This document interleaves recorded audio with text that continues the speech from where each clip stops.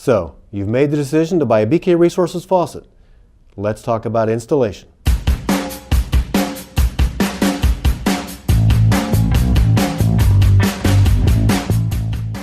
Some faucets have a threaded stem connection as part of the body, and those are as simple as putting the base through the mounting holes and using the mounting nuts to tighten the faucet body to your sink or countertop. Then attaching your water lines to the 1/2-inch thread is a snap. The WL-36 color-coded water lines make installation easy. Some of the faucets have couplings or escutcheons that are used to provide a clean connection to your backsplash or sink. These faucets will need a BK Resources mounting kit for proper installation. Mounting kits come in either deck mount or splash mount styles.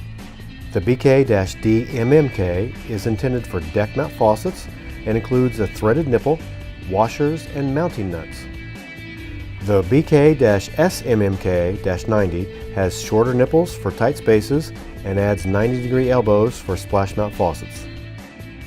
The first step when using a mounting kit is to attach the threaded nipple to the coupling or escutcheon.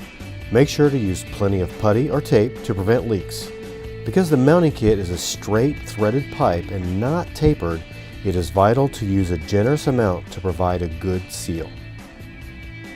Once the threaded nipple is in place, install the rubber washer, metal washer, and then the mounting nut.